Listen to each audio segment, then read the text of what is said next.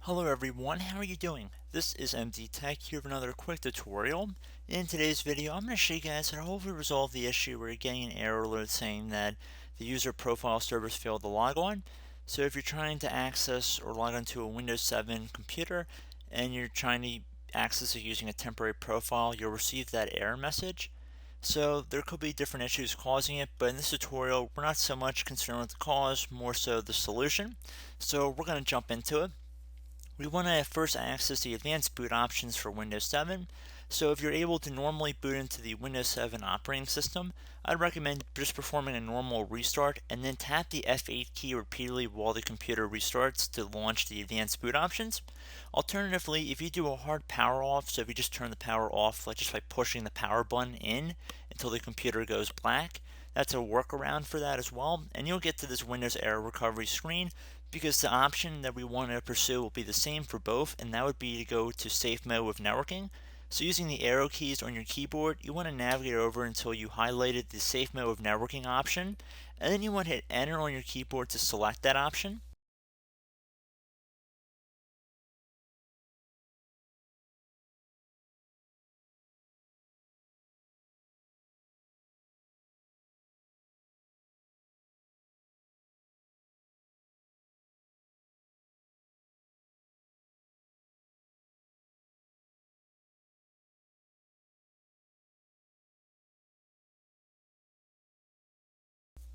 Okay, so now that we're in safe mode, we want to head over to the start button, just left click on it one time, and you want to type in regedit, REGEDIT.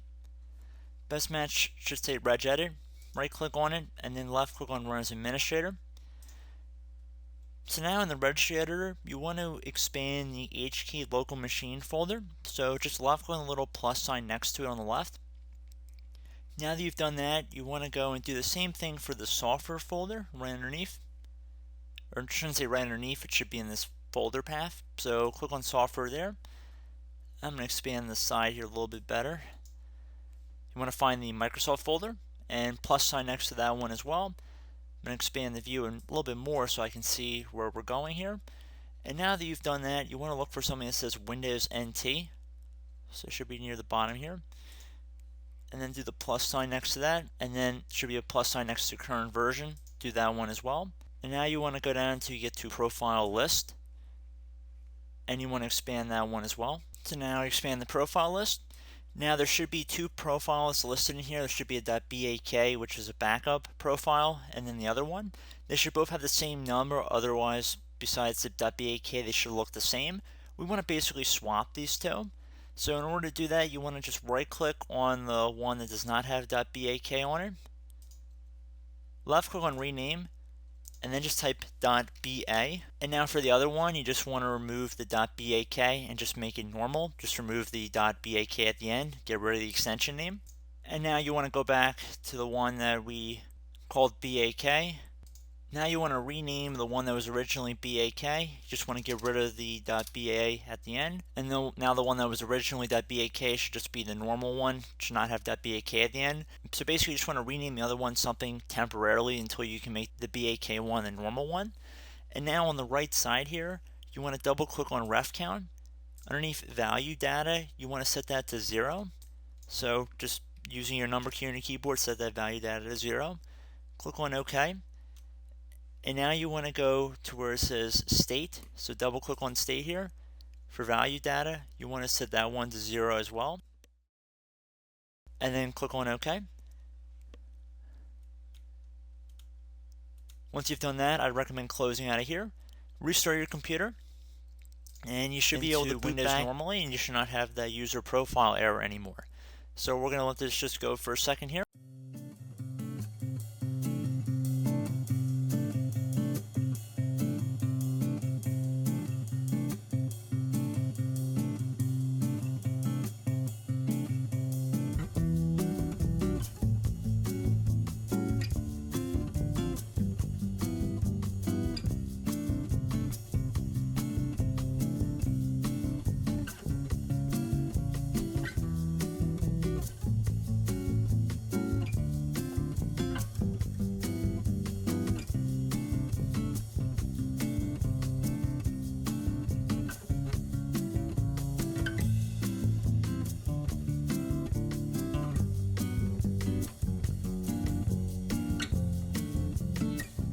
there we go, guys. We have booted back into Windows normally.